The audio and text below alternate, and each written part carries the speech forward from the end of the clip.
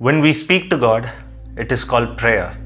But when God speaks to us, it is called divine. Now in verse 10 from chapter 2, when Arjuna goes to the Supreme with all his problems, the Supreme responds with a smile on his face.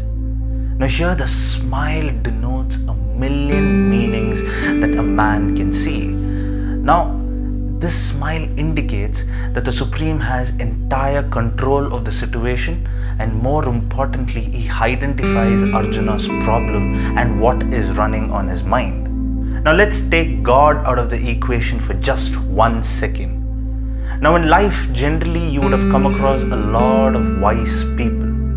And to their eyes, when we take our life problems and go to them, it would be a sign of preaching. But similarly, on the other hand, if they talk to us, it gives us a sense of clarity.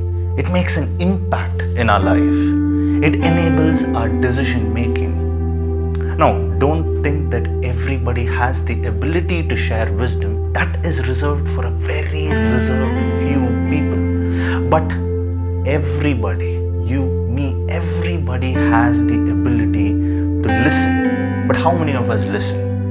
Sometimes we let a lot of shields that come before us and we lose the ability to listen and we just hear.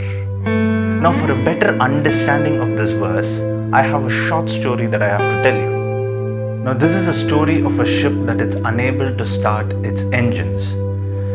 So the captain is trying to figure out what the technical issue really is. Now the captain's assistant goes to him and says that there is an old mechanic on the ship.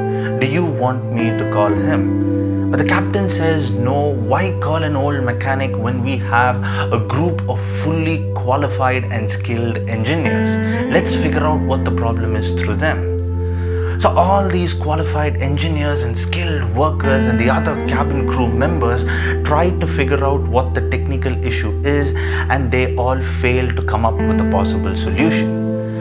And now the captain goes back to his assistant and asks him, where is this old mechanic that you were talking about?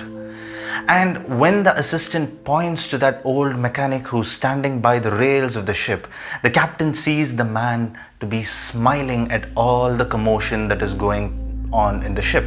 And he approaches this old man. Now as he's dumping all his problems to the old man still responds with a smile. And he asks him, would you please mind in coming and taking a look at what the problem is? The old mechanic obliges and walks along with the captain. As he examines the circuit, he realizes that there is one small screw missing from the panel. So he takes a screw from his pocket and he places the screw in the socket and signals to the captain, now start your engine. This time it is successful. Now all the other skilled workers and engineers are shocked by this. How can a normal person be able to do such a task that we skilled people couldn't?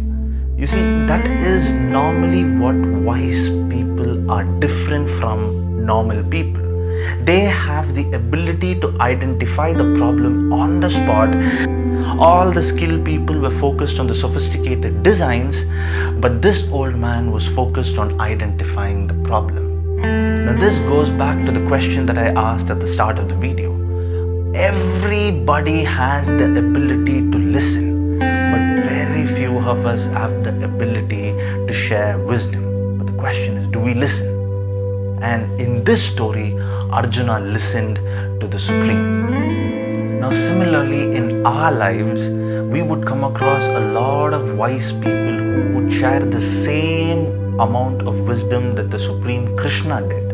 But do we have the capability to listen to what they have to say? That is the question from this verse. Do we listen? Now don't you forget, guys, it will always lead the way. And all you have to do is free your mind. Make sure you hit this subscribe button right here so that you don't miss out on any of our future videos. Click here to view our most recent upload and comment below on what is the one experience that you've had with any wise people in your life. And as always, thank you for watching, and until the next episode, it is goodbye.